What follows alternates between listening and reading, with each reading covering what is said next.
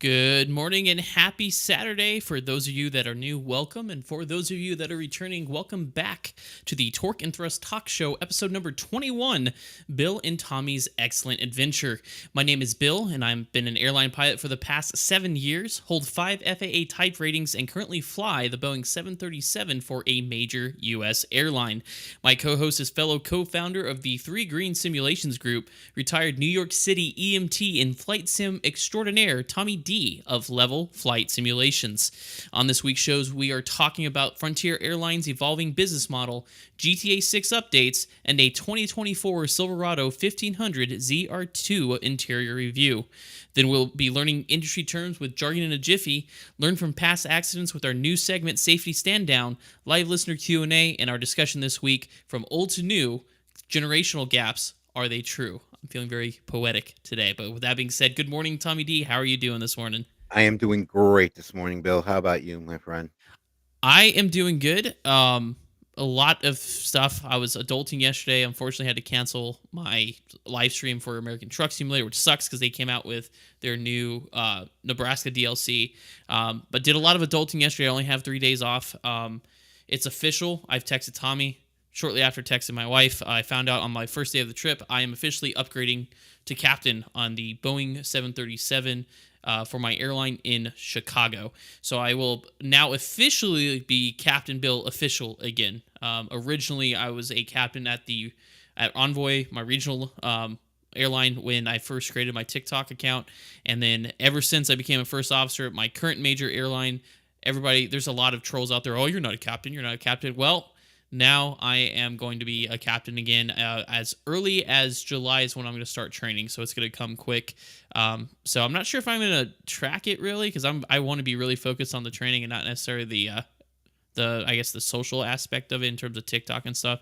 But you can expect that coming soon. So that's like my big update too. And also, Tom and I were just talking. We got to adult a little bit more after this as well. But I am super excited about this episode because we were talking about generations and it's going to be epic. But what about you, Tommy? You have a wedding later today, and what We else you do. got We do. going on today? First of all, congratulations, brother. We are, from Kim and me, we are so happy for you. Well deserved. Thank you. The time and the effort definitely always It's pays off in the end. Yeah, So, I'm a little nervous. I've done it before. I was a captain for 4 years at Envoy on two different airplanes and an instructor.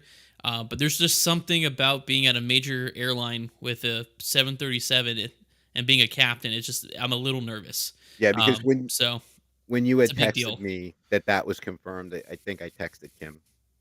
And then Yeah, I I was just actually standing outside with my mhm. partner Scott at work. I was like, "Dude, he's becoming a captain." And Scott was like, "Great, what's that mean?" Yeah. What does that mean? That means a lot more responsibility. Yeah. Yeah, I was Everybody's like, gonna be looking at me for stuff. "He's responsible for everything on the aircraft now. Now not just 3/4 of it." Yeah, I'm no longer a passenger princess. I'm actually have to take responsibility for my Yeah, you're for gonna my have to grow actions. up sometime, Bill, you know? Yeah, It just happens. dang it. But we're It'll be really perfect. happy for you. Thank you. Yeah, and I turn Um, 30 next month, so it's right at the right time. So, yeah, and like a week after, we're not gonna discuss how old I turned. well, we will technically today. We will. We're gonna have to. We're We're gonna talking have to, yeah. generations.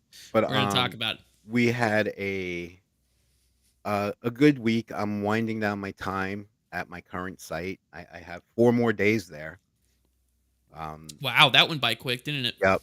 I did, they had switched my hours, and I wound up doing an all-day training for a CPR instructor, which is actually mandatory for my job Okay. class, and that was painful. That was painful. I would rather rotate my tires for 3 straight hours than Then doing that. yeah, in the backyard I with just a lug wrench and 2 cinder blocks, you know? That's hilarious. Yeah, I remember Um, you text me that, and I was like, man, that sounds oh rough. oh, man. The instructor was really cool, it was just that amount of material.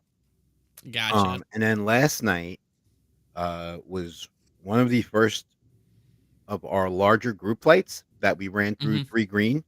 So Caden was there, Joe was there, and, Caden's friend Bryce.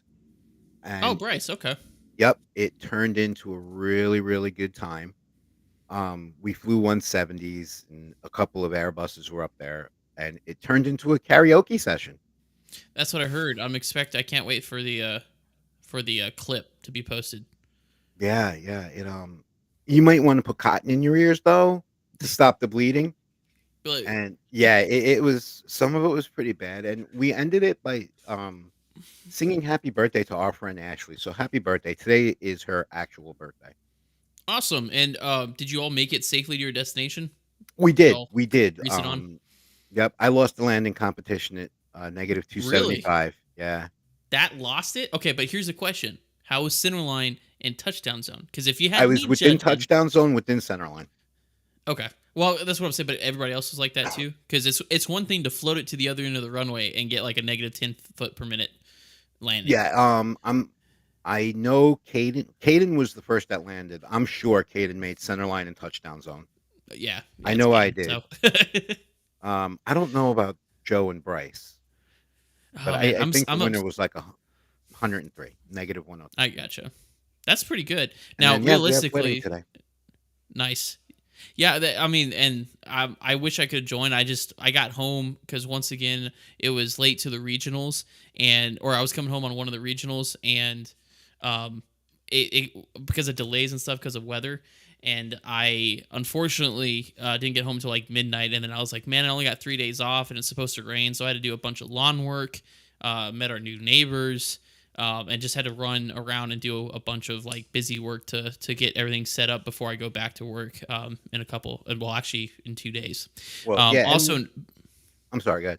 yeah, I said also with that, I do apologize. I have gotten behind on editing and posting the podcast episodes on Spotify. I'm about 2 episodes behind. Tomorrow morning, I'm going to get in there and because I have been listening to our previous episodes. I usually listen to them raw, like on my phone while I'm traveling and stuff like that, just to listen to the episode to try to get an idea of how much editing I will actually have to do.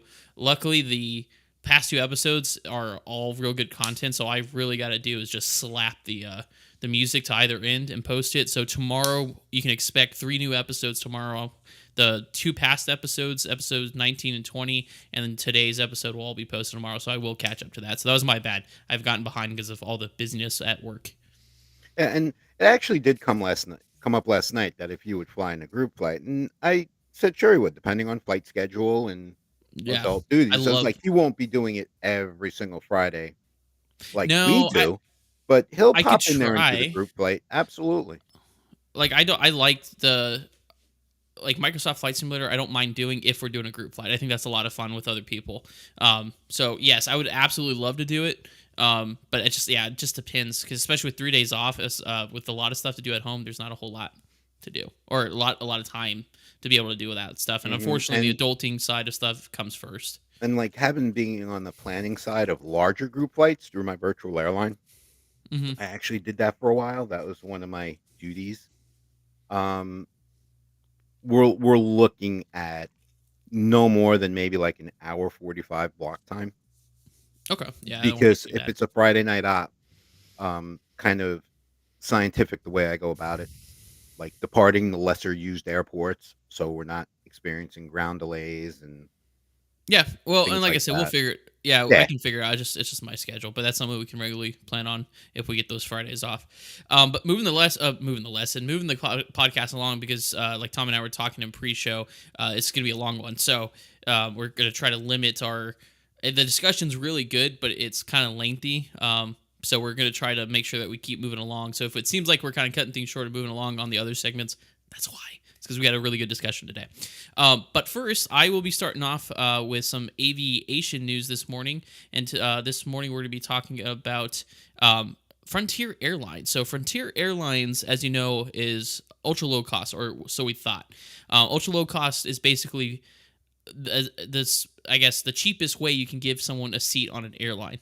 But the way that ultra low cost carriers, it used to be Spirit was the same way. It actually technically is still a ULCC. The way they got their money was all the extra charges. So it would get you a ticket, but you want to choose your seat, for example. Well, that's going to be an extra $5. You want to sit in a premium row, that's an extra $5. You want water or snack service, that's an extra $5. And that's how these ultra low cost carriers operated. It was based off junk fees or these like small additional fees that weren't included in the ticket, whereas full service carriers like United, Delta, American, and even some can argue definitely JetBlue, but some can argue even Southwest. There's a lot of stuff included in that ticket, and that's why it's more expensive. But now, Frontier Airlines is moving away from traditional ultra low cost practices. New booking classes will offer unique benefits, replicating a legacy carrier model. So instead of kind of paying to customize your own experience with like Wi-Fi and the little add-ons, they're creating classes. So you're not going to see like first class probably on Frontier, but you'll see like, oh, it's going to be Frontier Bear status or rabbit status. I'm going off the what animals that they have. That's not what they're actually called.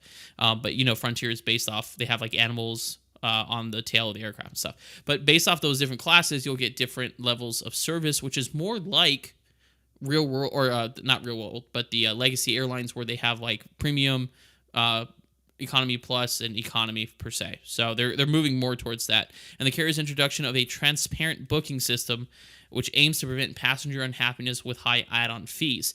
Now, Something that's interesting is because our current administration, our leadership of the country, has just passed a law to minimize and eliminate what they call junk fees. So when you buy an airline ticket, there are so many like little itty bitty service fees, administrative fees, taxes, blah, that go into that ticket price.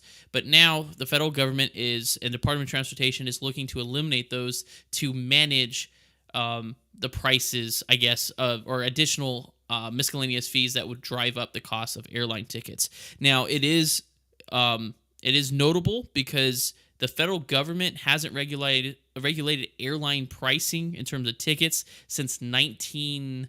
I think it was 56 or 59, so probably 1956, because of the Civil Aeronautics Board. There was a time called deregulation where the government was no longer allowed to regulate prices for airfare tickets back in the 1950s. It allowed airlines to price their own tickets to become more competitive and become more businesses versus federal airmail and passenger carriers. So this is a major deal because the government's kind of taking a step back in that direction, saying, hey, we got to get rid of these fees because it's just like service fees nowadays on gratuity charges and stuff when you go to a restaurant.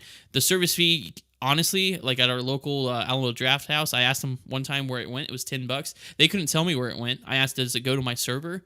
And they said no. So I'm like, then why am I paying a $10 service fee on top of gratuity? So it's stuff like that they're trying to eliminate. I'm going to bring in Tommy on this real quick because this is affecting the general public in terms of flying. So, what do you think, Tommy? I should say, what do you think in terms of, is this a good step or a bad step? The fact that the government is kind of stepping back into a role of regulating airline prices. I think it's a double-edged sword. I I mean, agree. with I understand the enterprise process. I also understand the need for some sort of federal regulation against, antitrust laws and things along that. And Episode 14, we talked about episode it. That is 14, one of and our also, highest ranking episodes. yeah, Sorry. and one of the things that I've always seen, more so that I'm in business school, that Yeah. one of the things that will uh, control costs to the Hmm. consumer is healthy competition. Healthy Yeah. competition being a very broad and general term. Yeah. You know what I'm saying? Because you could have a T-shirt, Yeah. I could have a T-shirt, and we want to go to war about this and beat each other up. Next, you know, that T-shirt's $200. I ain't paying Yep. $200 for a T-shirt.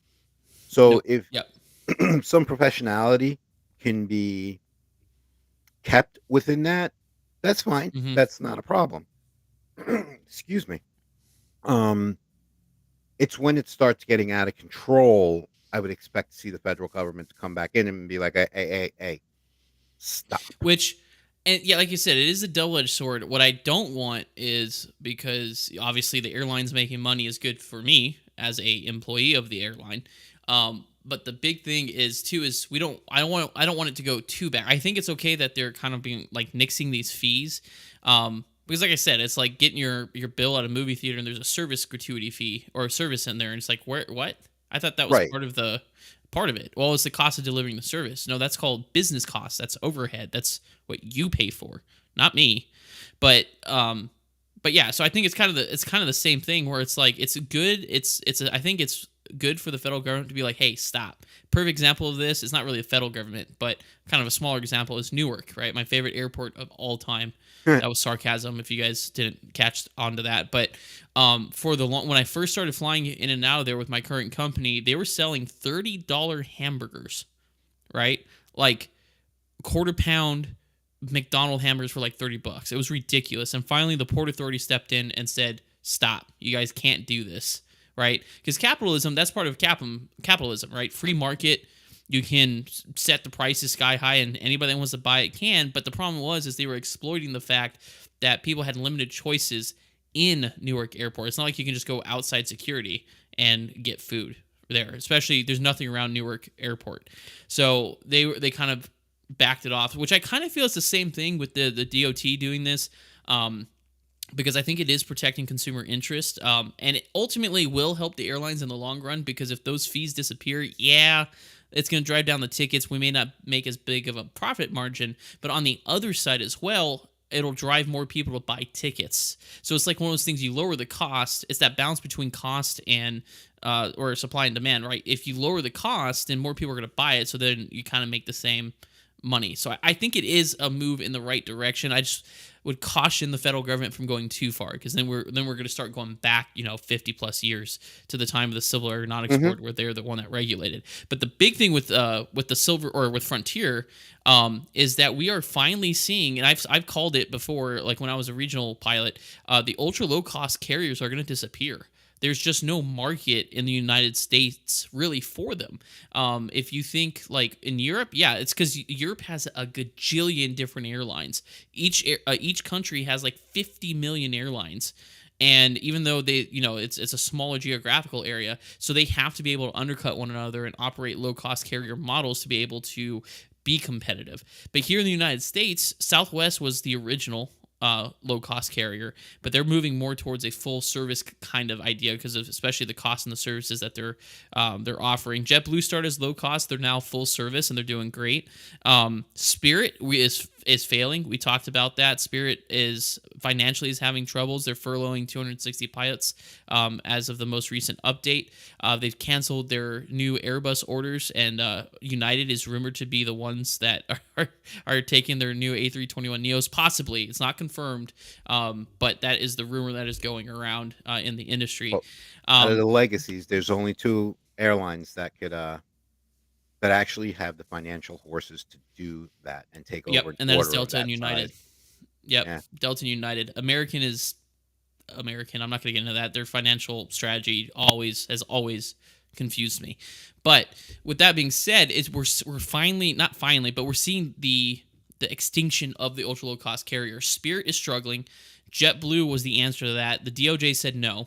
Which one we talked about that in Antitrust episode number 14. I keep saying that. It was an awesome episode, both the discussion and the news segment. So definitely go check out episode 14. It is our highest ranked, most watched, most listened to episode on Spotify. So episode number 14, Antitrust. But with that being said, and they blocked the merger, Spirit's going bye-bye Oh yeah, eventually, I that's it. think, Did unless somebody. DOJ cut down that tree?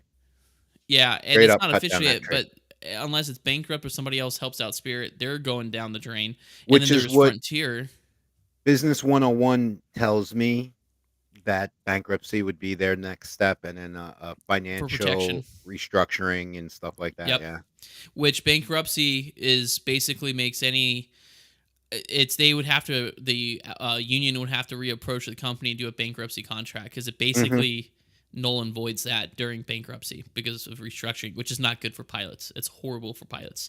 Um, But then that leaves Frontier. Now Frontier hasn't financially struggling, but the problem is competition. Spirit was beating them, Southwest was beating them, but they're starting to realize that the ultra low cost model is not really working for them. So they're making changes to not only make customers happy, but to create a loyalty base to then further their longevity in terms of financials. So they're moving away from ultra low cost carriers. So I think probably in about 5, maybe 6 years, we won't see any more ULCCs in the United States. And I've said it before, Hmm. long before this podcast. I don't think they ever had a place here in the United States, just because of the way it's operates, especially with the big three, big four, if you include Southwest.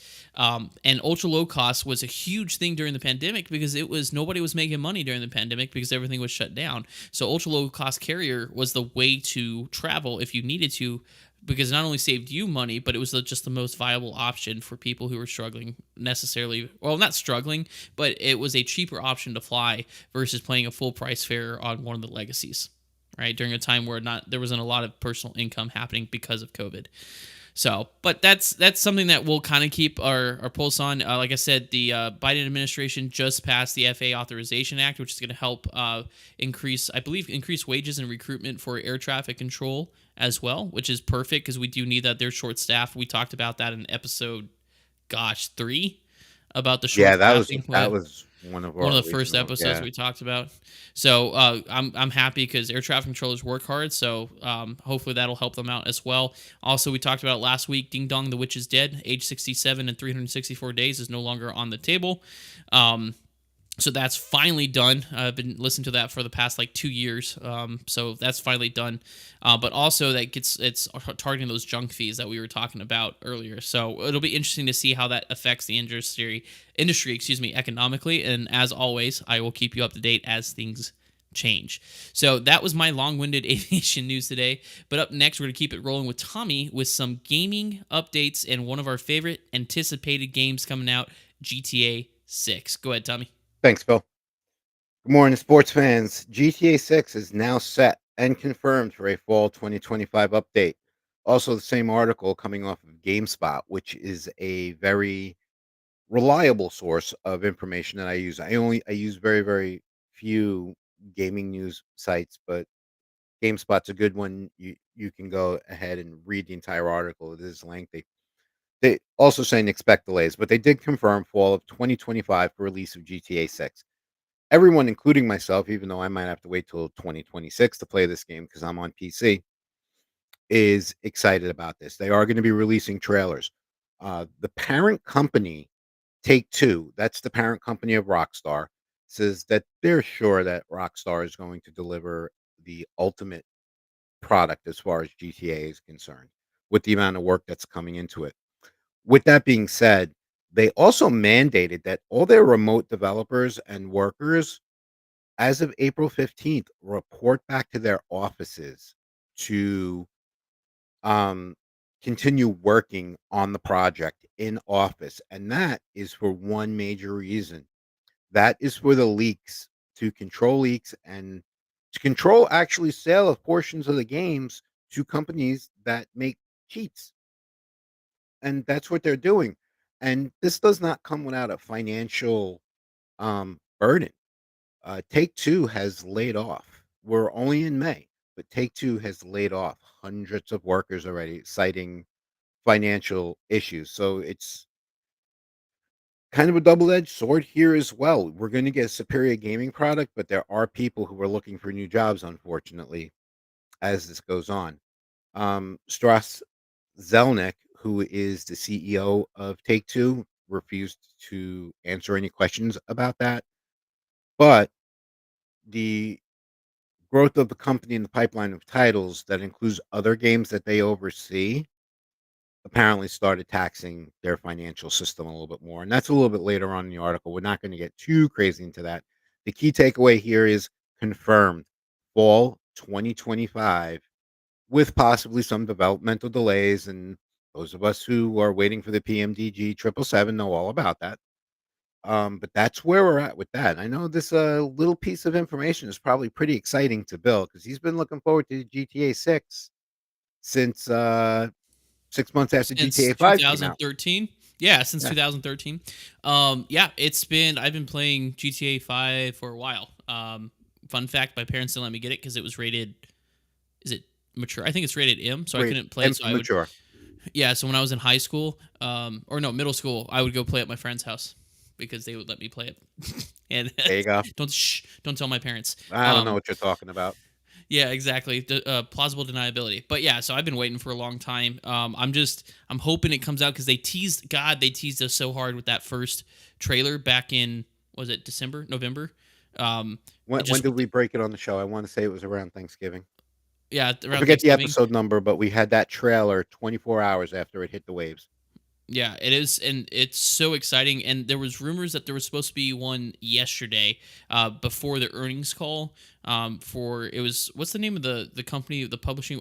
We talked about it earlier today. It was two something, two place software, something like Take that. There Two. was an earnings call. Yeah, pick two. There was an earning call yesterday, and the rumor was that there was supposed to be a second trailer for GTA 6 prior to the earnings call, but unfortunately that did not happen. So we're still kind of up in the air, waiting for the new trailer to come out. When it does come out, it'll be posted on our Twitter, Torque and Thrust Talk Show, or Torque, the letter N, Thrust TS. It'll be reposted on there, just like when they announced Nebraska for the ATS or American Truck Simulator Sim. It was reposted on there immediately because I get notifications for it. Mhm. So, Yeah, because we um, would have had if the trailer would have been available on the wire, we would have had it today. Yeah, so I was super excited. I still am. I hope it doesn't continue into a rolling delay because I personally think it's a little overdue. Can't wait for it, especially with the new graphics, all the new AI stuff, and some of the rumors. We don't talk about rumors on here until it's hard fact from Rockstar or a credible source. But if some of the rumors are true, this is going to be an awesome, awesome game, and I absolutely can't wait for it. But Tommy, thanks for the GTA 6 update, and I will be Absolutely. doing a yeah, no problem. And I will be doing now, talking a little bit more. We talked about trucks last week, and we're going to talk a little bit more about trucks. I just paid off my current car and happen to be looking for a truck. So I am digging into research and learning a lot about the market. So what we're talking about today is the Chevy Silverado ZR2 interior review from Motor Trend. Now, the ZR2 is the highest trim available for the Chevy Silverado. I can't remember. It starts off with WT, which is the work truck, and then ends at the very top at the ZR2. But Motor Trend kind of went through, got a truck, and did a little comparison and interior review. And so these are just kind of some of the highlights I pulled out of the article. So the first one that's noticeable is that there's only one interior design for any ZR2. So no matter what color truck you get, because it's kind of with other companies you could get like with this blue truck it comes with the black or light interior, so on and so forth, so you can kind of pick. But for the ZR2's, single interior, two-tone jet black and gray stone interior with yellow stitching. That must be trending for somebody, but I heard yellow stitching and I gagged. I don't know why that black and yellow. I get it, but just I don't know. It's personally not a color scheme that I would want to see in my truck. Another thing that they talked about is firm seats. So for me, especially because I drive, if I get a truck, we're driving it places. It's going to be kind of the family car, especially for heavy duty stuff. And so seat comfort is a huge thing that I look for, and apparently they're very firm.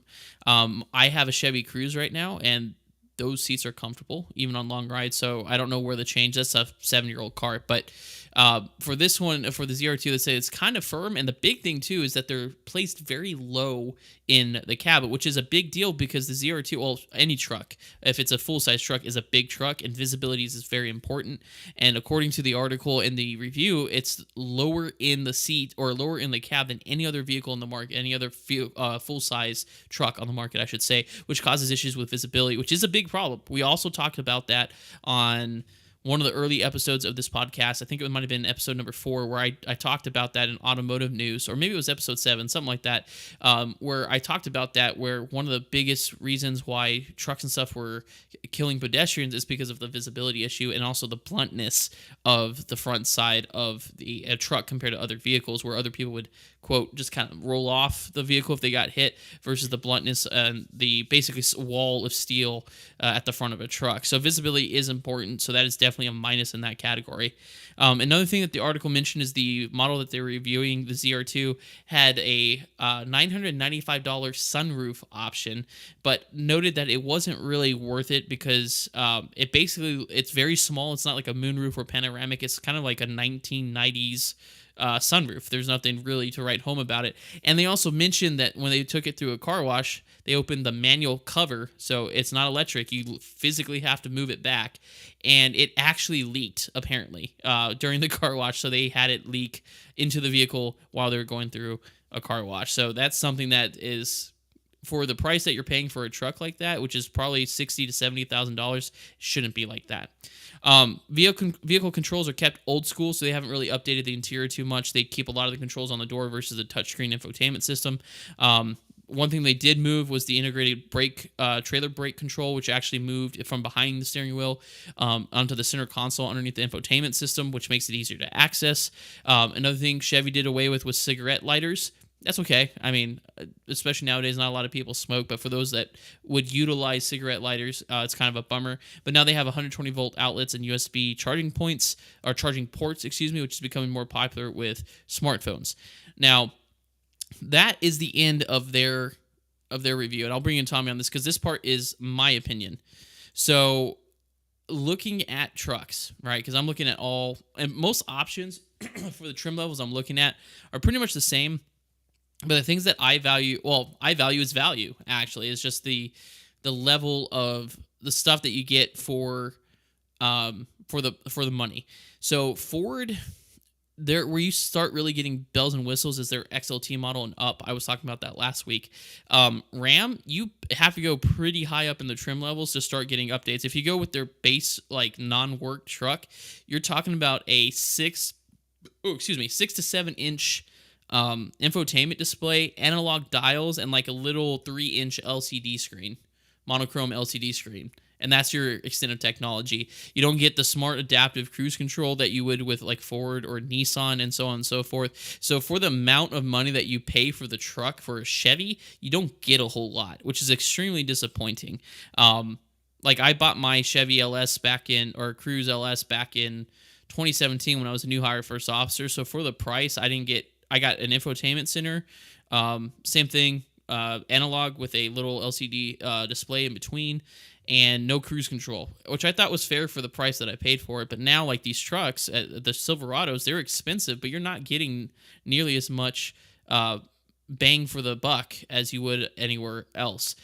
So that's my opinion. It's extremely disappointing to see that an American car maker like Chevy is not trying to keep the price low, because they're charging just as much as any other dealer or car manufacturer, but they're not offering nearly as high of a premium, I guess, like materials and packages. So, what do you think, Tommy? Because you just recently bought your Nissan, right? Mhm. Yeah. So would you say, because I'm looking at a Nissan Titan, which is kind of an unsung hero. And if I do get a Nissan Titan, I will be doing a review for my YouTube channel. But what do you think? Like for me, Nissan, because my wife has a Nissan SUV, I feel like for the amount of money that you pay for the Nissan, you get good value in terms of electronics and technology, and the car itself seems, at least my wife's car, the 22 SUV that we have, is very solid. What do you think about is? Would you Nissan say to me that is a about your solid Nissan? vehicle. Like Yeah. I've had a couple over the years. Now, don't get me wrong. If there's something out there to where I could buy American, I am most certainly going to do it. But when I bought this car, Mm-hmm. is it was used. Mine's in 2019, but you saw it. It's not in bad condition at all, and uh, I got more bang for my buck than anything else that was on the lot. So hence it came home. The Nissan Titan, great truck. You got to dig a little bit for it because, like you said, you don't see a whole lot of them rolling around. No, and Um, it's actually, this is the last year that yep, they're going to be producing it. So yep. But the parts, I thought I saw an article. If I find it, I got to send it to you. Where the parts are going to be still manufactured for like an additional 7 years or something like that. yes, yeah, they Through have to Nissan, cover for warranty. but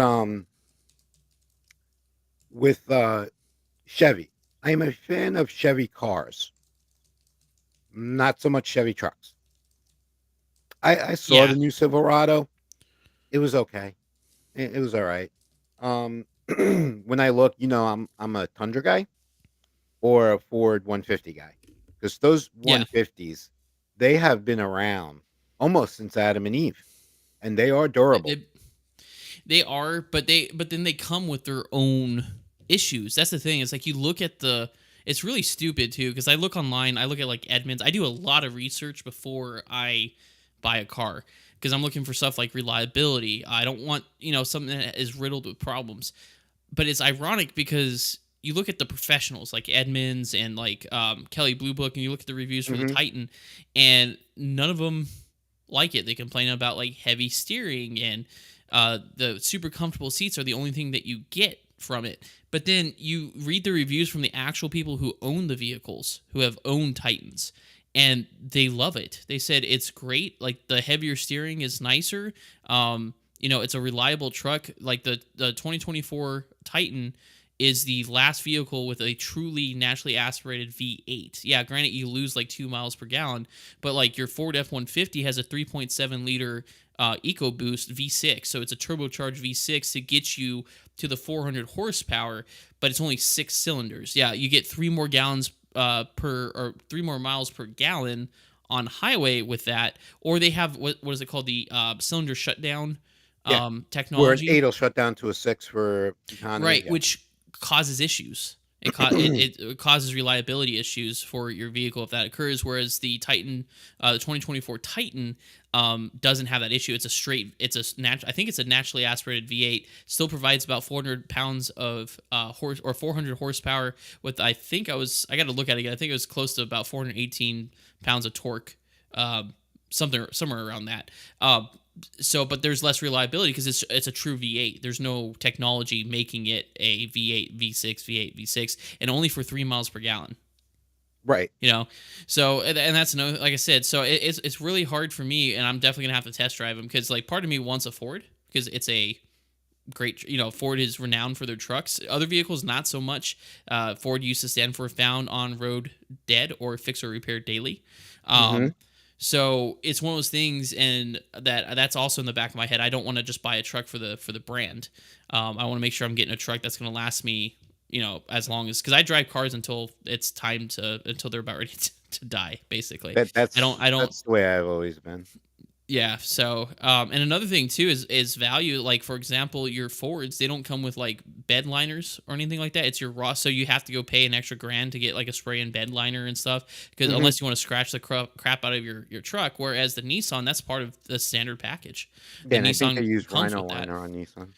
Yeah, they do. And so it's the value is a lot higher. And people complain about the heavier steering. I don't know about you. I hate especially in a truck, I hate the loosey goosey electric steering anyways. Now, I've never driven a Titan, so I'm going to have to go test drive it to see if that's something that I like better. But I'd prefer more of a more precision, I guess. Like if I point it somewhere, I know it's not going to drift into the lane because it's electronic. It's more of a hydraulic motor versus electronic steering type of deal.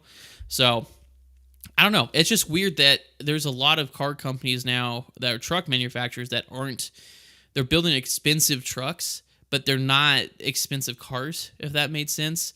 And like I see a lot of them rolling around here, like the platinum editions of the Ford F-150s and King Ranches, which are like Eh. the most expensive. And let me tell you, I'm sitting here as an airline pilot, going, how are they affording that? You know what I mean? Yeah. Because they're expensive trucks. And it's one thing if you need it for work, but for like me, it's more for convenience for me. But it's one of those things. It's like, how did they get so expensive? And actually, I just read that credit companies are starting to lift the credit requirements for 84-month loans because people can't afford cars because of how expensive they're getting. Yeah. Yeah. So I'd read a similar article. Mm, you know it. Listen. If you have the lifestyle and you could go out and afford $100,000 truck, God bless. Enjoy. yeah, Me exactly. personally, there's way more practicality in it. Where I live right now, if I'm getting a truck, 4x4, Yep. reliability, Mm-hmm. safety. Those are my three. Not necessarily in that order. Safety and Yeah. reliability and 4x4. Yes. Mm-hmm. And it's going to be working. I'm going to be moving things with it. I'm going to be hauling it and stuff like that. You know what I'm saying? Yep. I'm not buying a truck because I think I look good or pretty in it. Because I'm not going to look good or Yeah. pretty in anything. Yeah, You know? mine is for functionality as a homeowner. I've more and more a perfect example. I was telling you about that screen I got for the front porch. That Hmm. sucker is 10 feet long, barely fit in my wife's SUV. It was like all the way up, and I had to sit kind of sideways in the passenger seat Yeah, because because it it comes barely right up fit. through the console. And yeah. Yep. And and we're sitting there going, you know what would be awesome right now? A truck. And I was like, I know, I'm working on it. I'm doing the research. I just want to make sure I buy the right one. But long story short, it was a interior review on the Chevy Silverado. But for me, it's kind of a marker of the industry where you're paying a lot now for trucks and for vehicles, but you're not getting a whole lot of value actually out of them in terms of like technology packages and just technology and just what comes with a truck. You have to pay a lot more now. Basically, you're paying more for a middle trim, but has the features of a base model, Hmm. which sucks. I don't think that's a good model, and that's one thing that's steering me away from Chevys, especially their trucks, is that you're paying the same amount, but you're not getting nearly as much of the bells and whistles as you do with other um, car manufacturers. Right. And So I mean, if you're going to see me in a Chevy, it's definitely a Camaro. yeah, Camaro, exactly. My neighbor has one of those. Anyways, but that concludes our automotive news today, and that will move us on to our favorite part of the show, Jargon in a Jiffy. So, for those of you that are new, Jargon in a Jiffy is a word game that Tommy and I play where we each choose a word from our industry. We'll say it in a sentence, and it's up to the other host to guess what the word means. This is aimed to help educate you on the terms that we use in our industry and to make them a little less daunting and intimidating. So, Tommy, did you want to go first, or did you want me to go first on this No, one? no, I would like you to go first this morning. I had Okay, you're one gonna. cup of caffeinated coffee. I'm ready. Okay, you're ready. Okay, well, here's the deal. Part of it is you've already seen the word. We talked about it either last episode or the episode before that. So you'll get part of it, but the first part I don't is what you're really guessing, okay? Okay. So the word or the acronym for me from the airline industry is PRSOV. Right? So you recognize the SOV part, Yeah. PRSOV. There are many different systems on the 737 or any airplane that has PRSOVs. They're used to regulate. I'm doing it again. I'm starting to give you the thing. PRSOVs are used in the air system to ensure the proper volume of air is provided to the cabin. Pressure shutoff valves. Okay, close. PR. So you got the P. Pressure relief shutoff valves. Kind of. So if I am taking a valve and modulating it, what am I doing Okay. to the air? You're changing air pressure as you modulate So that's also when you from restrict a higher something. to a lower density. But when you restrict something, what's another word for like if the FAA? What is the Department of Transportation doing to the junk fees that we were talking about earlier? They are with an R. Regulating. There you go. So So pressure. pressure regulating shutoff valve. There you go. There you go. Thanks for walking me through So, that. We would have been well, here no, a hot minute.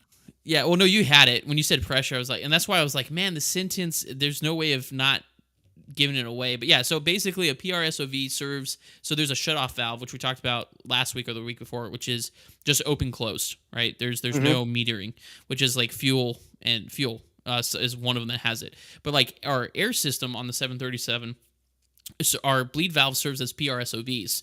So not only does it open and close to allow air through it, but it'll also modulate to keep the air temperature or the bleed air temperature and the actual pressure in the ducts at the proper levels. And if something faults or like overheats, then they slam shut.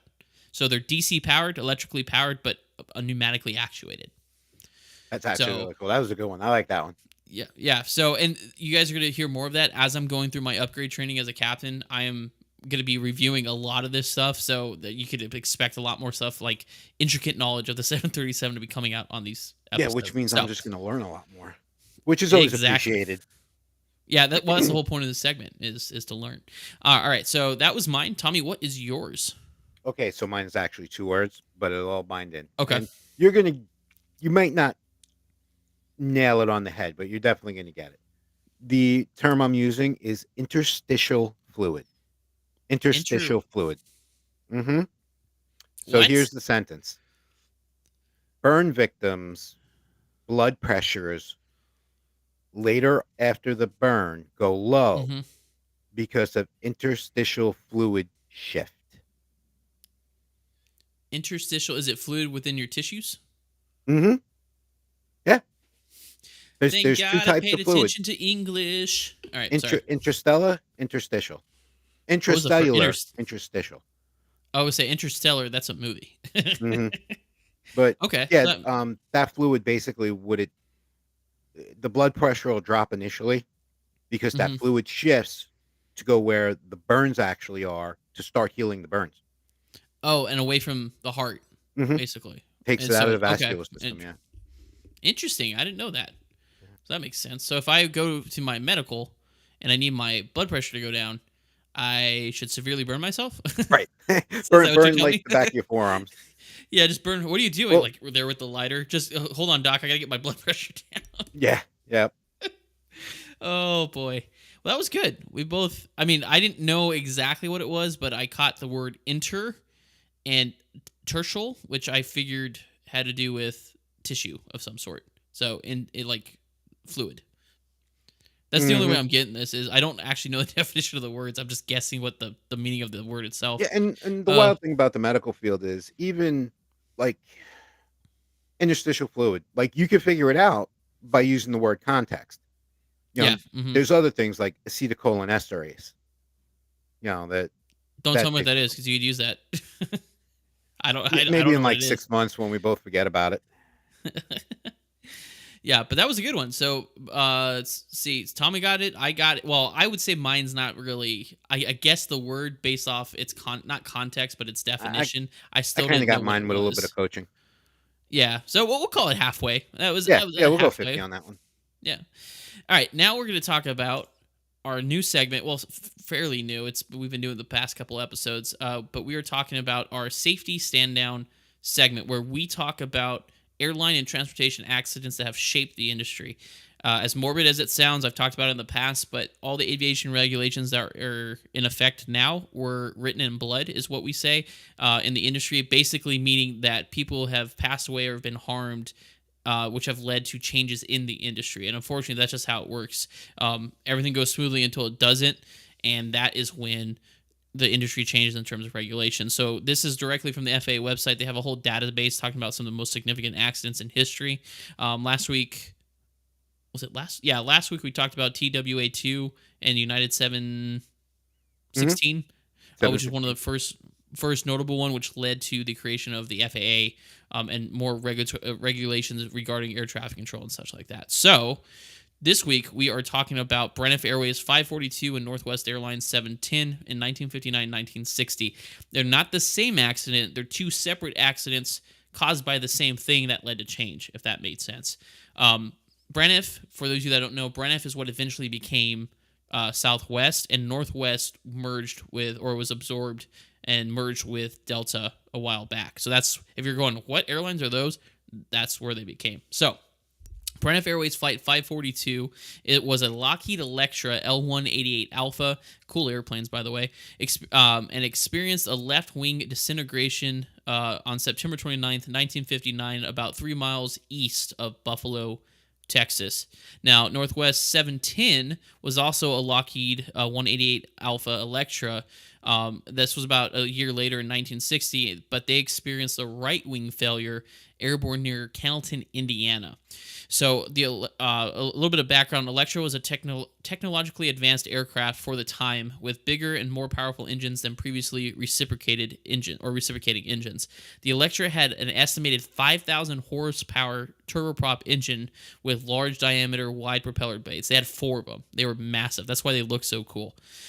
Produced large thrust. These propeller blades produced large thrust at slow speeds and high drag, and it also increased airflow over the wings during lift at high power settings. It's kind of like stall airplanes or short field takeoff and landing airplanes. When they drive up a bunch of power, they also generate lift over the wings because of the amount of power that, or airflow, that they're generating. But this is where it kind of plays in. So previous aircraft landed by, sorry, I skipped ahead here. So previous aircraft, so non-turboprop engines, landed by reducing power higher, and then did a short glide and a short landing flare. That's just because of the smaller engines. Now, the Electra had high drag props that drastically reduced lift with that technique. Unfamiliar air crews transitioning to the Electra did not know that characteristic, so they were still trying to land the airplane like the old airplanes. So basically, they'd pull the power really high, and then those big props act as like a dish of drag, and then basically the Electra would fall out of the sky. So, because they didn't know any better, they didn't know how to land it. They didn't realize that they were supposed to land it with which is the way we land jets now, kind of, is with more of a power on technique until we're right above the ground, right up until we touch down. So, this, I guess, not failure in training, but this unfamiliar territory with the pilots led to more hard landings than normal. And it was actually kind of a normal thing back then to have a hard landing in the Electra. But the thing is with these Electras, more and more hard landings resulted in damage in the actual engine mounts for the new engines. So and really we didn't have like hard landing inspections back then like we do now, which I'll get into. So what was happening is they were having these hard landings, and it was just a normal thing. It's like, oh, that was just an electro landing. Oh, that's just an electro landing. But the problem was is every time they did that, they damaged the engine mounts, which those super powerful turboprop engines. So the natural frequency of the engine became so closely matched with the natural frequency of the wing of those two flights, resulting in a higher probability of what they call the whirl mode instability. So this, which is basically that the stiffness of the engine mounts interacts with the gyroscopic or the spinning torque produced by an engine propeller, and this interaction resulted in the wing to start wobbling. Right, so it's basically you have a loose engine mount and you have a big fan on the front doing this, and so it starts wobbling, and then the wing starts doing this, and then eventually just disintegrates. So that coupled with the original natural frequency of the wing structure caused a catastrophic failure of the wing, and obviously nobody survived. There was about 120 souls on board on either because they lost a wing and crashed. The accidents resulted in the revision of CAR, which back then it's the same thing as CFR is now, but that's the Civil Aeronautics Regulation 4B, specifically requiring that the consideration of the effects of forces associated with rotations and displacements of the plane of the propeller. So during the building and testing phase of the airplanes, that new regulation required manufacturers to kind of look and evaluate the forces applied to the wing and stuff during that time.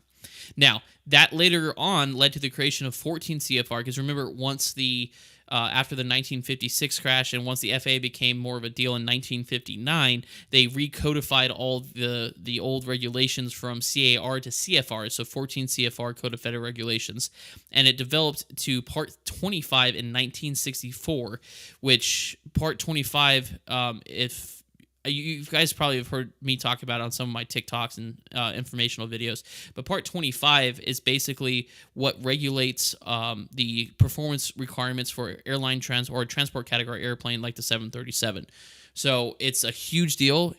Everything has to meet those standards before they're certified to fly people around, basically.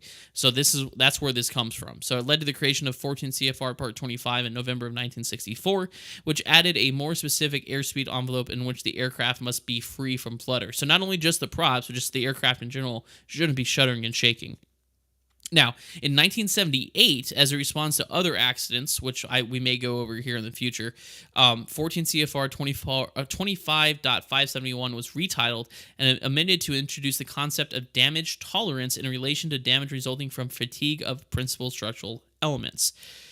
What that means is during that time, they're starting to realize that airplanes just don't stay the same, that over time, the constant stress of climbing to altitude, landing, the airplanes wearing causes fatigue over time and eventually may cause a failure. So those accidents led to 14 CFR we were just talking about, Part 25.571, which now creates a program of inspections at certain and regular intervals to ensure that things aren't failing. So basically to catch the failures before they continue. Or before they happen. So damage tolerance is fatigue management philosophy based on maintaining safety through the use of inspections. And like I said before, Part 25 today is what regulates performance requirements of transport category aircraft. So because of those two Lockheed Electra accidents, Braniff 542 and Northwest 710, we got Part 25. And that's what makes our current industry relatively safer than it was back then, because it created Part 25 to create performance specifications for airline or aircraft manufacturers to meet before it allows the public to fly on them. And then also, like I said, Part 25, all the maintenance inspections and stuff that we regularly have to do on the airline level, and even at the commercial level with smaller aircraft too, like 100 hours inspections like that, is based off that fatigue principle, or that I'm stuttering here, is based off of the fatigue principle, the fatigue of principal structural elements. So that all spans and starts from those two accidents back in the 1959 and 1960. Interesting. I actually had to Google the Electra because I know I've seen it before, but it's been a hot minute since I seen Buffalo Airways. Up in Alaska. They're the ones that still one of the main operators of the Electra. And a couple of the pictures that I saw, those engines just look horribly large for the wingspan of that aircraft. But it was built to be able to fly into short fields and take off from short. Mhm. It was a very powerful airplane, but a little ahead of its time, because like I said before, that it was just reciprocating engines, so there wasn't as much torque, wasn't as much fatigue on the engine mounts, or like the hard landings. That was the main culprit that they came up with, is that the hard landings had done damage to the mounts, Yep. which then caused the whirling motion instability, which then disintegrated the wing. So that's what I'm saying. It's a kind of a long-winded one once again, but it was a big accident. I didn't realize that. I've always talked about Part 25, but those two accidents are what started the catalyst for the creation of Part 25 and the maintenance safety programs that we have today. So, and that's the point of this, is we're trying to learn where all our safety regulations and stuff come down. Like I said, you always learn something from previous accidents. Yes. Um, but with that, we'll move on to our viewer Q&A, and we do have quite a bit here. Let's see. Our moderator Lando on TikTok asked if will the new rules remove the U.S. passenger facility charge and other government fees on the tickets. Lando, I'm not entirely sure. They're not specific. I would have to dig into the bill. But something tells me that government and facility fees probably aren't, but miscellaneous charges will be removed. So stuff like service fees and stuff like that, not associated with the, I guess, taxes, if you will, for operating into like airports and stuff. Lando also asked, Breeze is low cost, but they focus on more smaller airports. Do you think that's a better model? It depends, because it all depends on demand. So if demand is low at smaller airports, you have a very limited cash flow, if you will. So it's harder to maintain those even if you're low cost, right? Especially with the ebb and flow of the industry. So I think it's a better model than the cost of going to hubs like Spirit does and Frontier does with a low cost model, because you end up having to pay a higher overhead to operate out of there. But I don't think necessarily operating small airport to small airport would necessarily be the solution either. Let's see, and we got some in the actual where I can actually show here. There's a lot of our activity in our chat here. Let's see. Caden put one here. Here we go. Put this one up. Caden says, "How are they supposed to compete with that?" Always my thing as well. Also, some of them have way less routes than the big four. He's talking about how do they expect to compete the Yeah, low the cost ultra low carriers. cost. Yeah, I agree. That's why I've always said that I don't believe that the ultra low cost carriers really ever had a place in the market, just because even Southwest for a long time started moving towards more of a full service model. So we're starting to see the effects of that now. Let's see.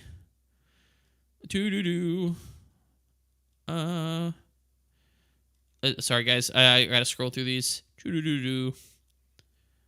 A lot So of in the meantime, chit-chatting going back hello, and forth. hello to everybody that jumped in to say hello and good morning to us and all that. We're not ignoring them.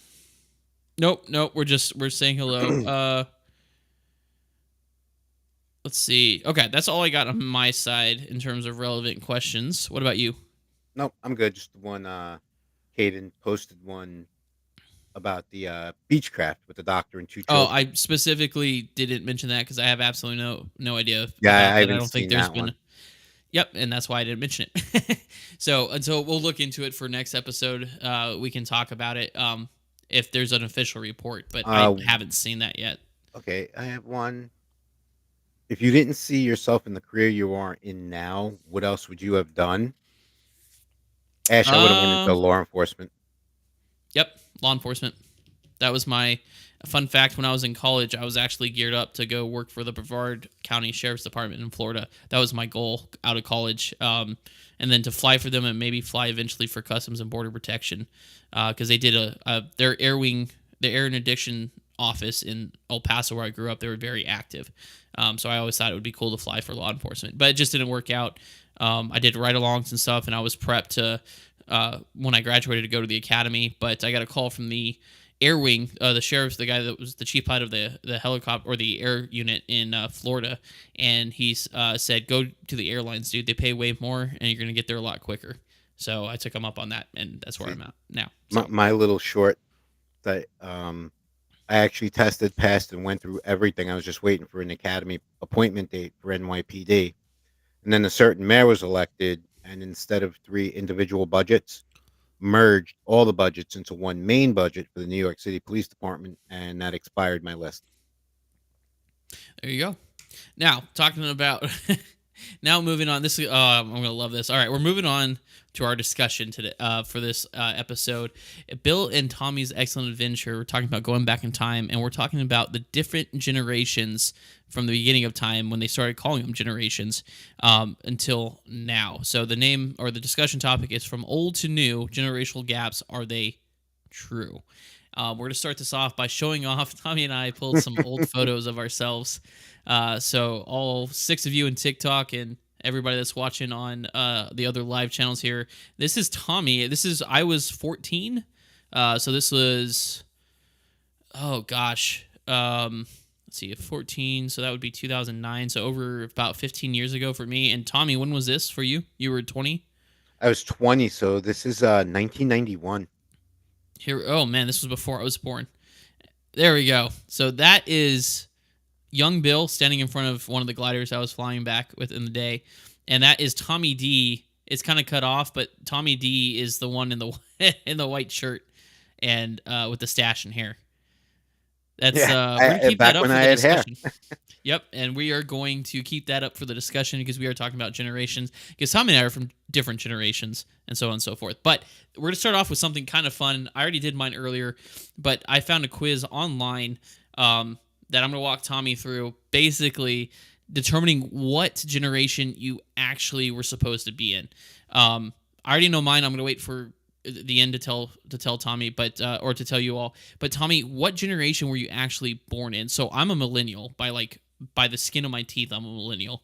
You were born in what year? I was born in 71. I am Generation X. So you're Gen X. Okay, so we'll keep that in mind when we're doing this. So the way this is, I'm going to read Tommy the questions from the quiz, and on a scale of 1 to 5, 1 being the most inaccurate, 5 being the most accurate. So 1 to 5, 3 is kind of like indifferent. We're gonna go through these questions together, and I'll say, so Tommy's not doing it by himself. I'll say my answers as well, and then we'll go through and see which generations we were actually supposed to be in. All right, you ready, Tommy? Let's go. All right. So first question is, or do you agree or disagree? I often eat foods that I know are not healthy for me. I put accurate. Yeah, I put. So would you put the full 5 on that one? Oh, maybe a 6 if it's possible. Yeah. All right, next question or a statement. Being actively involved in my community is important to me. I put accurate on that one. What would you put on a scale of 1 to 5? 3. 5 being like 3? Okay, so like a different. Okay. I frequently set long-term goals and work steadily towards achieving them. Obviously, that was extremely accurate for me. Yeah, that's accurate for me. Okay. Living in the moment is more important to me than planning for the future. That one I put that's a like rough 4 one for me. Yeah, for me I put 4 because I do plan for the future, and as I get older, I do plan for a little bit more for I'm now. kind of But like a 3 because my one future goal is retirement. Other than that, I don't know what's happening. I mean, I know I'm going to a wedding today. Don't ask me what's going on. That's funny. All right, being unique and different from others is something I take pride in. I personally put that as like a 2. I don't. It's not that important to me to be unique and different. Yeah. So that I put that more as like a 2, 3. That's like a 3 for me. I'm me, and you accept me for what I am. If not, not Yeah. lose the sleep. Yeah. Exactly. I am careful not to get emotional in front of others. I put it that as accurate. I don't get emotional in front of others. Yeah, that's a 5. That's a 5 That's for me 5. as well. Change often brings more problems than solutions. I put that as wholly inaccurate. That's a 3. It's a 3. Yeah. Okay. You know what I just realized? I'm gonna let you answer and then I'll say mine because I don't want to influence your answers based off of what I put. If that makes sense. All right. So on to the next step. There's a couple more questions. I believe time-honored traditions should be preserved. That's a 5. That's a 5. I plan my finances with long-term goals in mind. That's a 3. That's a 3. Okay. I am skeptical of new technologies and prefer traditional methods. That's a 12. That's a 12. Yeah, I would say I think I that one I put as a 3 for me, if I remember correctly. And plan my finances with long terms for me it's 5. I forgot I was answering those. Um and I believe in time honored tradition should be preserved. I Mhm. absolutely agree with that. Um is it important? It is important to me that other people like me. That's a 2. Yeah, same here. I if you like me, cool. If you don't, I could care less. Right, right. That's like if my wife didn't like me, or like if Tommy didn't like me, yeah, it would take a little bit more. I'd be more aware of it and try to figure out what's going on. But like if Joe Schmo Public was like, I don't like you, which I don't know about you, Tommy. I get a lot of that. Just from being a pilot, like I hear it's not me specifically, but just hearing how some of the people in our pilot group or pilot group in general, not just my airline, talk about social media people, it's not becoming. But I don't. It doesn't really keep me up at night. Like I really don't care. No, Now if it was a captain I am friends with and flown with regularly, then yeah, I may be a little more concerned about it. But it doesn't keep me up at night. if I told you some of the things I was called, some of the names I was called over my EMS career, you and I would no longer be allowed to stream on any social media that we were on. All right, so So let's keep moving and not do that. I am usually the first among my peers to try out new innovations. that's a 3. 3. Yeah, I think That's I a was a 3. 4 on that one. I want to say I was a 4. Oops, sorry. My iPad keeps zooming out instead of scrolling down. Conforming to societal norms is not important to me. That is It's kind of a conforming loaded to question, that is a loaded question. which we'll talk about because depending on your generation, your societal norms are two different generations is different. Yeah, I mean, like the current society norms, it's like a 2. Like I'm 2? not Yeah. concerned about it. Yeah, as long as I'm not doing anything illegal or that it's gonna make my family Yeah, look bad, then right. you know. That's it. I feel comfortable sharing my emotions openly with others. That's a 1.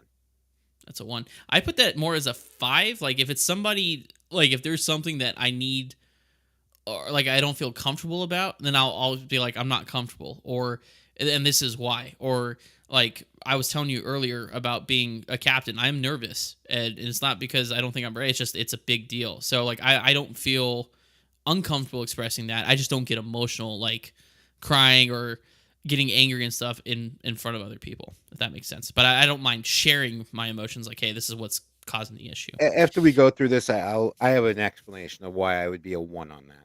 So, but we'll Well, we'll go ahead and we got a long. This is a lengthy, so we'll circle back to it. okay. Um, I often feel like I don't fit in with the people around me. 1. Yeah, I put a 5 on that one for me. I always feel Really? like I'm not. Yeah, well, and you'll see why when I tell you what generation I'm supposed to be in. Oh, It's okay. just Okay. it's a different. I've never fit in with people of my generation. I never have.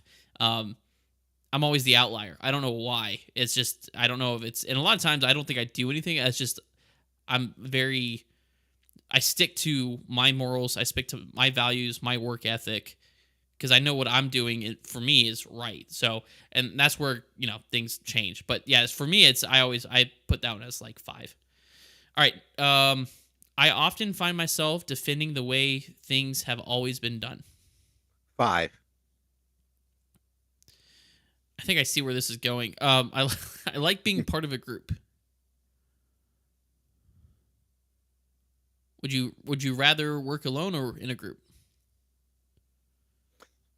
Well, you see, put that as a 4 because what I did for a living, the same as you can't work alone. Yeah.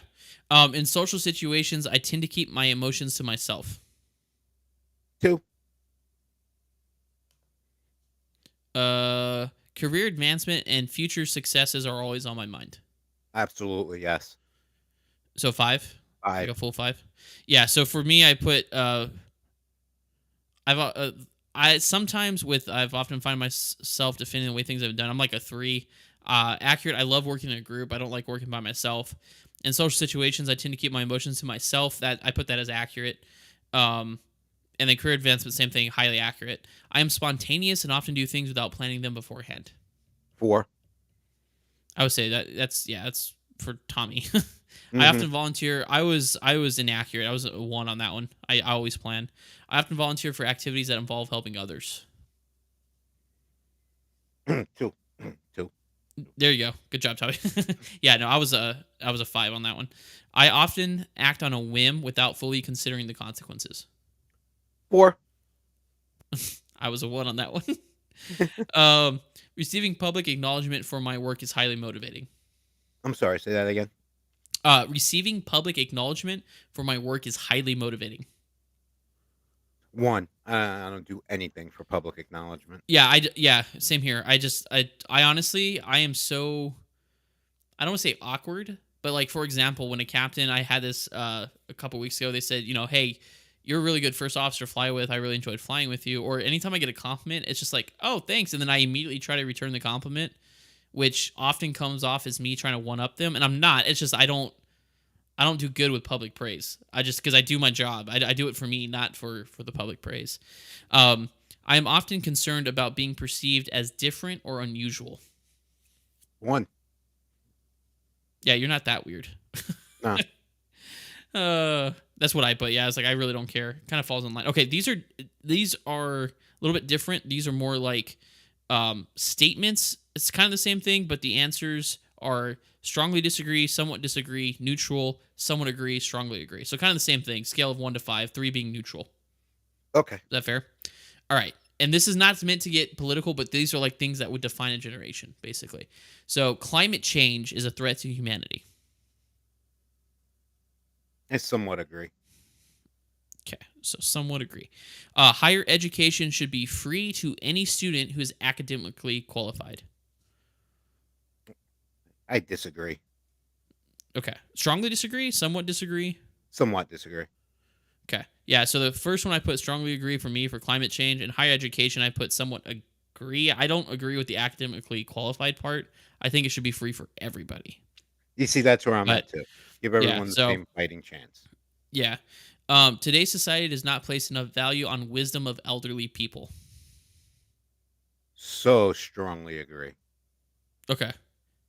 I see, and that's where, like, with me, I've always done it. So with me, I put strongly disagree. That's where we're starting to differ because Mhm. I was raised respecting your elders, and and maybe it's just because of the industry I'm in. You learn a lot from the people that have been in the industry longer than you.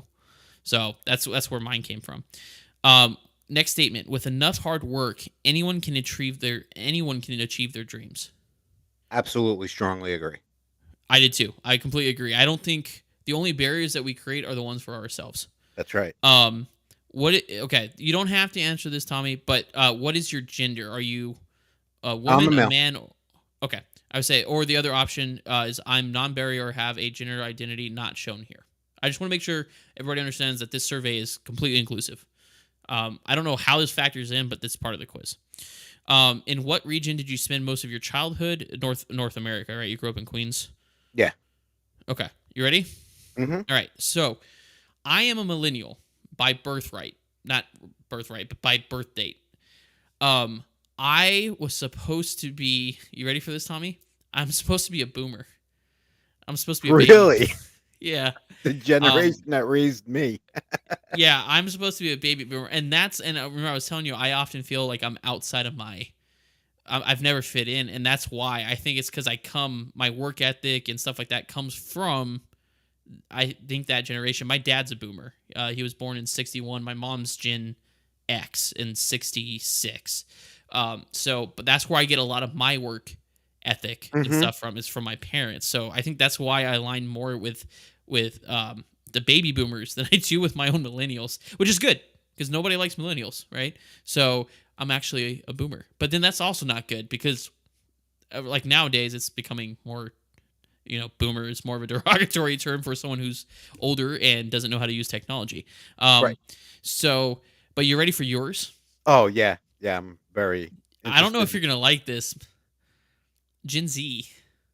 Gen Z, You're really? you're a Zoomer, is what they're called, which Wow. I'll go into. Isn't that That's wild? very interesting.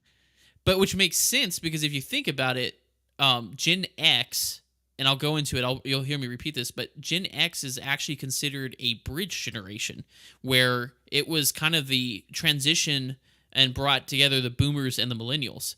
And that's, I think, why you and I get together or get along so well, is Mhm. because you're not a hard set Gen X and I'm not a hard set millennial. We kind of intermix. Yeah, But yeah. so keep that in mind when we're talking about things today. Tommy is more like a Gen Z and I'm more like a boomer, which is ironic because Tommy is older than I am.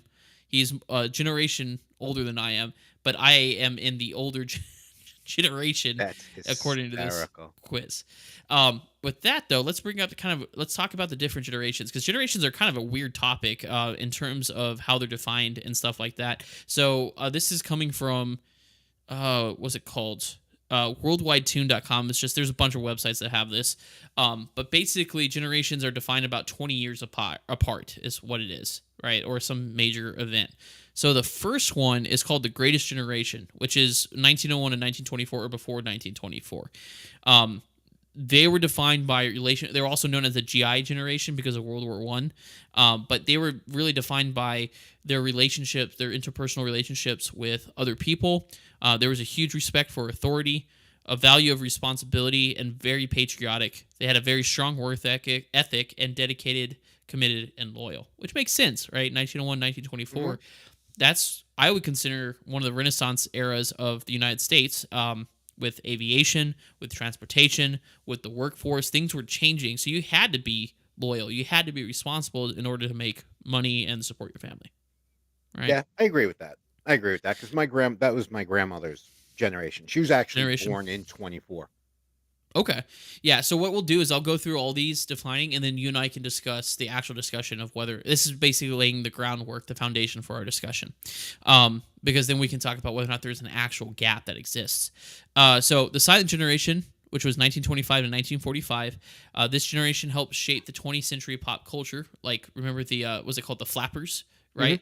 right? Women and not women. I'm sorry. I'm starting to sound like the KC kicker from or is it the Chiefs kicker in his stupid speech? Not women, but women were part of that because flappers were like dancing, but women also, individuality started becoming a thing during the 1920s as well, along with the flappers, is what I was trying to say. Strong work ethic, desire for stability and conformity, right? So versus rapid change, just sticking to the status quo and being the same, right? And then youngest of the generation grew up during the Great Depression. That was a huge defining thing economically, Mhm. right? Traditional, they're also known as a traditional generation, and they were flexible and had builder traits. In other words, they were building and progressing towards stuff. Now, number three, the baby boomers. This is where I fit in, apparently. The baby boomers were from 1946 to 1964. They were named after the increased birth weight following World War II in the U.S., so all the soldiers returned home after World War II and started making or having families. Baby boomers were goal-oriented, focused on personal fulfillment, eagerness for change and development, and shape society and the social context. And if you look at the U.S. history, that's where we start moving away from conformity and start more, I would say, more into a capitalist mindset Mhm. where it was more about your personal gain and standing out from the rest. I would say individualism started with, in my opinion, during the baby boomers time, because you started moving away from everybody's here, moving towards the same thing, fighting the war and stuff. But now you're your own person, you're your own boss type of deal. And desire for equality, which is what I just said. Now, Tommy, Generation X. No, yeah, Generation X is Mhm. 1965 to 1980, which is your birth generation. Considered a bridge between boomers and millennials. You all had advancements in video games, AIs, and movies, defined by independent. Had started learning about a work-life balance versus earlier, like the boomers, where it was just work, work, work. Ambitious and eager to learn new skills, create and enjoy creative input and resourcefulness, and the value of diversity, responsibility, and challenges. So, excuse me, as I said before, kind of you'll see that Gen X is kind of the middle ground between old values, new values, between boomers and millennials. That's why it's considered like a bridge generation.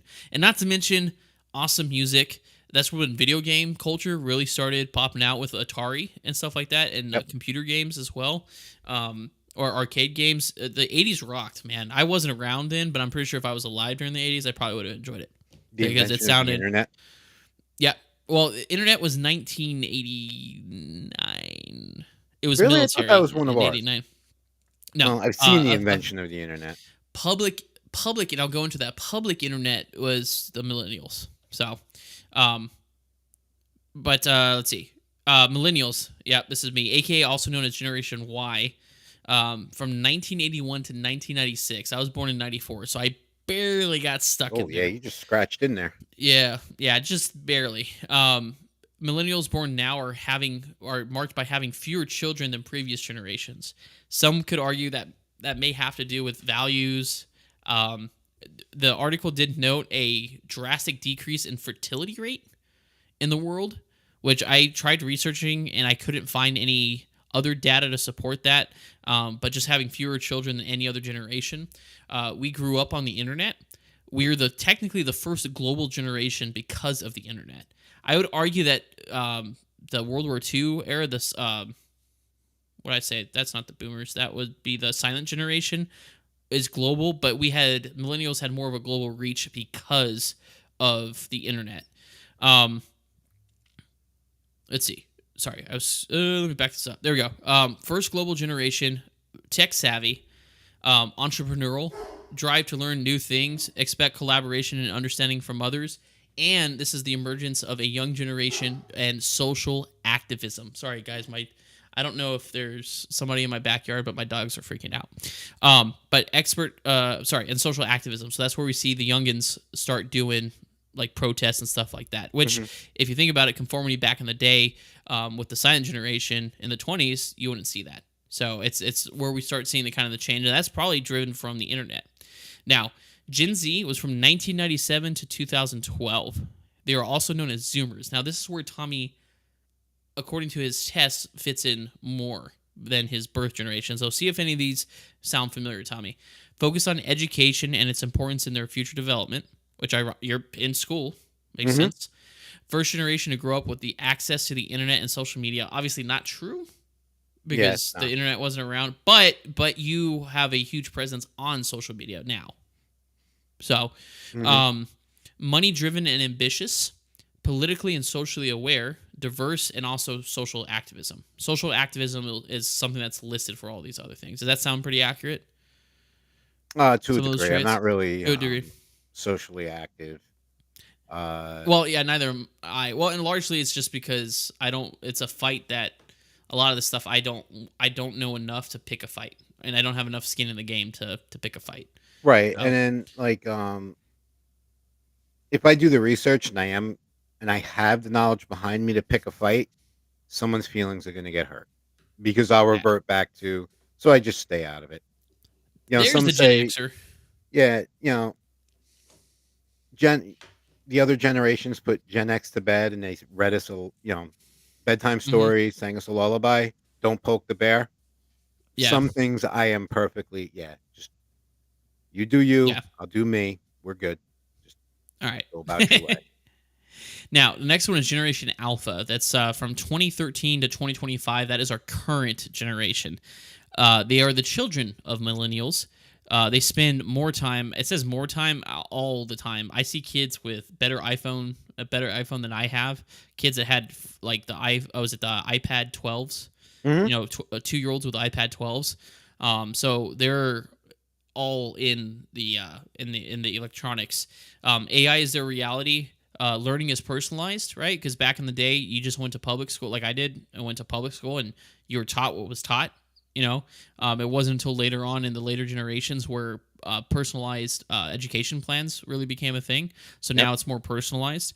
And then this is funny. It says lived in the moment, right? Or lives in the moment was one of the things it lists. And I put in parentheses as 10-year-olds question mark, because that's the oldest person right now is 10-year-olds in that generation. Right. I don't get that, why that would be in there. They're not, or individualism and diversity is also what it mentioned. It's like at 10 years old, maybe not, but I think what I could say is that since they're being taught most likely by millennials or Gen Zers, like teachers and parents and stuff like that, I think they're being more educated and allowing to be more individualistic versus conformist back in like the 1950s. Because there was a point too, I think it was here in the US, like if you weren't right-handed, it didn't matter if you were left-handed, you were going to learn to write with your right hand.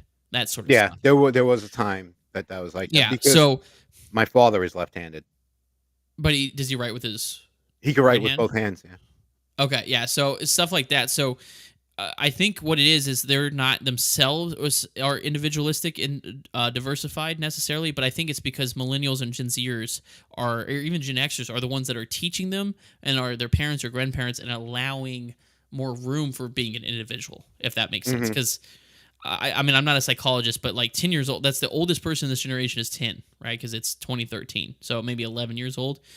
So like living in the moment and individualism, I don't think you don't see a 10-year-old going, I'm living in the moment selfie. You know what I mean? That's just not, Yeah, that's not and how that well, works. is selfie considered living in the moment?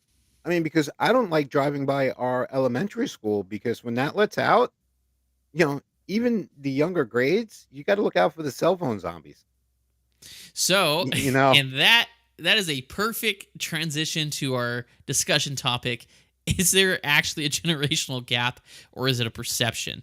Um, some would argue that it's just a kind of like I call it the team mentality of, oh, I'm a millennial, we're better than everybody else type of deal, or is there actual generational gaps that exist? I would argue honestly, Tommy, that they don't exist because you and I just proven by that quiz that we just took that even though we were born in certain generational eras, that doesn't limit us to that that era, which would by logic would dictate that there is no gap because we R transcended the gap per se. Yeah, I What do agree you with you think? because the this generational gap. Now, if you and I were having a conversation about certain beliefs, we may find a generation gap, okay?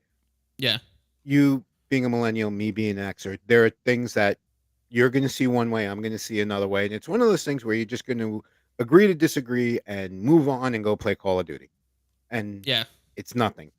As far as, like, this whole big mass thing, no, because look at the years, generations blend with one another. There are people that are they do. always on the cusp of that are going Mm-hmm. to have both. Right. Mm-hmm. You know, you're going to be influenced by boomers and Gen Xers because that's you were born right at the very beginning of something. Or you were raised by a boomer or a Gen Right. Xer. You know what I You know mean? what I'm saying? And I was raised by boomers, Mm-hmm. you know, and there are certain like and the going jokes on, you know, we're the last generation to drink from garden hoses, play with lead paint. We were without internet, and some of that is true. I did drink from garden hoses. I Couldn't did tell too. you what you see what I'm saying? Something that's supposed to Yeah. be Gen X is in your generation, Yeah. drinking And well, from a and that's garden hose. and the thing is like playing outside is such a foreign concept right now. My wife and I were just talking about this. We came back from running our errands yesterday, and we like, kind of live in a corner in our neighborhood, and they were loud, they were obnoxious, but there was this group of kids outside in their front lawn playing baseball with a wiffle ball.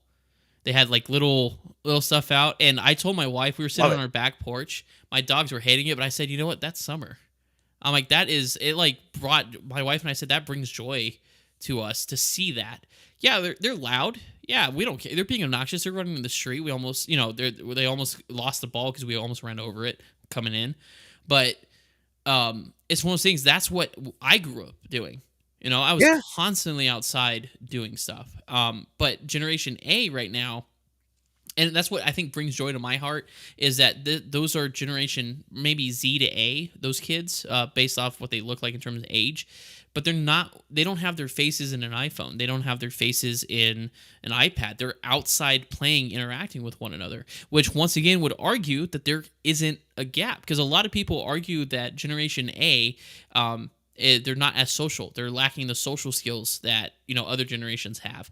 I would argue that's not true, because I worked with when I on my off time I volunteer with foster children. They're Generation A, and they're great. Their social skills are awesome. Or those kiddos out in front of the house playing some baseball. You know what I mean? If I didn't think it would be weird, I would go grab my catcher's mask and go, "Hey, can I ump for you guys?" That'd be Yeah, weird. They'd be like, absolutely. I "That's mean, go away, boomer." when That's my probably what they would kids tell me. But were younger, they were thrown out the house. Go out and yeah, play. But we go do wanna something. not yeah, you're going out to Nope, play. go do Goodbye. something. Go. Yeah, and I'm noticing that more and more. Like, I sit on my front porch. Like when my wife texts me that she's coming home from work, it usually takes her about 30 minutes to get home from work. So that's my cue to put the dogs in their kennels because we don't trust them. They like to rip stuff up, or my German Shepherd does. That's nap time for them. And I go outside and sit on my rocker on my front porch and wait for my wife to come home because I just enjoy that time outside. I'll put on music, but that's the only thing that I'll look at my phone for. And the rest of it's just sitting, watching the clouds, the traffic, everybody go by. And that's something I really enjoy. But that's also not millennials. Millennials were children of the internet, right? Like that was one of the defining things is not as Mhm. active. But I like I said, I was raised by a boomer and I was raised by a Gen Xer, and so they weren't really big into video games, but like my mom loved like Galaga and Atari and stuff like that growing up. Like Love she had that. the little. Remember with the little plugs you could plug into your TV, the RCA stuff, and you could play the Yep. video games. I grew up watching my mom do that. She loved that. So it was one of those things. That's where my background and kind of love of gaming came from. My work ethic and stuff came from them because my mom was raised, let's see, probably the silent generation, I would say, which was renowned for their Mm. work ethic. So both my parents had amazing work ethic, which rubbed off on me. So I think that's where that came from. So I honestly think the generational gap is just more of a perception thing. It's a grounds to say I don't like what you're doing, and because you're a different generation, I'm going to blame it on that. Right, When and it's not. It has nothing to do with that. that's what it came into because I was raised by boomers, right? I got my work ethic from my father, right? Yep. Very, very strong work ethic. You know, the rotary phone on the wall, there have been thousands of times I'd pick it up and literally Hmm. I would say hello, thinking it was one of my friends, and it would be my father. Tell your mother I'll be home by 10. Bye. Click. That was it. That was the entire length of the conversation. Right there. Right. The video gaming. I had an Atari 2800 when it was new. Oh It dang! was Playing some. brand new Was it cutting edge technology, and it playing came with some one Pong? cartridge. Yep. It came with combat, and it had planes and Oh tanks like the yeah. pixelated, you Yep. know. Now, during the summer, the Atari collected dust, a lot of dust. Outside. Yep. Yeah, we were out like 8:30 in the morning came. Now, my family was a little bit different. Hmm. I had my maternal grandmother. I never remember her not being there. She lived Yeah. with Hmm. us. When Gotcha. my Hmm. because it was just her and my mom and my father when they got back from their honeymoon, my father was like, "This is stupid. You go and get your own apartment. We got a Yeah. large apartment. Come live with us if you want." And Yeah. it just stayed that way, you know? Yeah. And that's So, and that's more of family. Yeah, it's more family culture and values versus yep. generation. I think. Yeah, and my father being like a very, very strict, more European than American Italian, you know? Yeah. Um, And yeah, I'm sorry. Go ahead. 8:30, as long as you had your Rice Krispies, you were gone. Good luck finding me too. You didn't find Yep. the Yeah, I streetlights remember. came on, Yep. I came You go home. home. Yep, and That's it. that's how my dad. I remember my dad telling me stories. They used to go out there play kick the can. Mhm. They would. He said they had these old truck tires in the back alleyway, so they would go jump in the old tires, and his friends would roll them down the hill until they Yep. like hit a curb. Or they used to take like D cell batteries, or no, a car battery would probably kill you, but they would a battery of some sort, and they would all hold hands to see if they would get shocked. You know, Mhm. Yeah, and yeah. and I'm stuff not like that. saying I'm sorry, go ahead. Yeah, no, it's stuff like that. And like you said, when the light came on, they knew it was time to go home. I grew up a lot outside too. I riding bikes, playing sports and stuff. Because when I was born in '94, Wi-Fi wasn't a thing. It was still dial-up internet. So, and it was, and nobody could be on the phone. Wasn't cell phones were kind of becoming a thing, but in '94, the Nokia brick phone was the first one to come out. Smartphones didn't exist. TikTok didn't exist. Snapchat, none of this existed. Video podcasts, not a thing. Nope, Actually, not podcasts in even a general glimmer. probably weren't a thing. Not even Glimmer, because you would have to pay for studio time to be, a talk show host and so on and so forth. The ability to do this for free, well, free. Um, it doesn't cost us anything to produce the show except for the $20 a month I pay for the subscription for Restream. But other than that, You know what I mean? It's pretty much anybody can do a podcast. So it's a lot has changed, over time. But like you were saying, a lot of the values that I have is more from, or who I am is more from earlier generations. So I think we kind of debunked that. I don't think generational gaps are true because we've proven with ourselves and our quiz that Yeah. our values transcend the actual physical gap of time that are considered generational gaps. It's just a perception. I think it's So more of a if generational blend than anything. yeah, I mean, because absolutely. So and Ashley, out of everyone that we know, Ashley would know this the best. Like, I grew up between Kennedy and Aqueduct. I didn't even have cable till I was 16. yeah, yeah. So it's one of those things. Yeah, I think it's more of the values that define the person versus the generation defining the person. Mhm. Because it just all depends, and you can always pick and choose. I mean, I know people like Kaden was saying in the chat. I'm more of an old soul. I am. I've always been told I'm an old soul.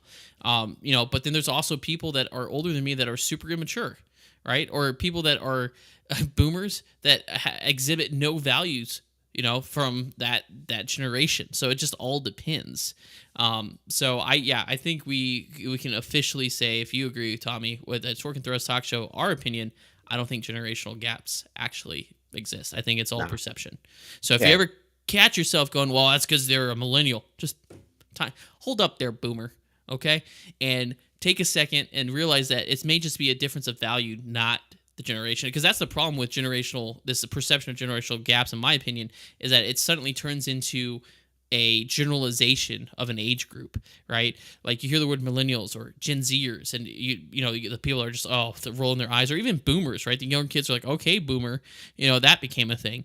So it's just one of those things. Just take a step back and realize that just because they are born from a different time or different generation doesn't mean that your values and who you are won't align, or you can't get along with someone like that, because that's just a very narrow-minded mindset. Perfect example is Tommy and I. Tommy and I are two different um, generations. I'm turning 30 next month, and Tommy, 53. right? And Tommy and I are friends, right? Mhm. So just we're living proof that the generational gap doesn't exist. So just And, keep that in mind when you like, when you guys are out there. the other thing, like, to your point, that we're not just friends. Like, there are some people that might be listening that, like, are new, hanging out with us and stuff like that. Bill and I have actually already hung out, Yes. Mm-hmm. for a few hours, and we will again when Yep. as the I head future out that comes. direction. Yeah. Yep. So and that's the thing. So yeah, if you guys are sitting there going, "Oh, freaking millennials," or "Oh, boomers," it's not. It has nothing to do with the generation. It's look at the individual and their values themselves versus the generation they grew up in.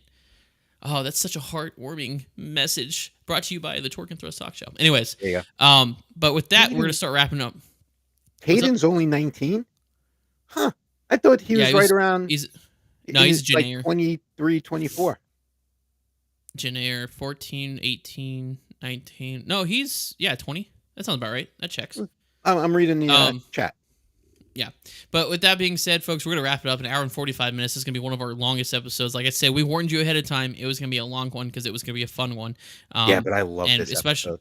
especially because we wanted to show you guys this. I thought that was gonna be hilarious. Yeah, yeah. We were talking about showing up in our.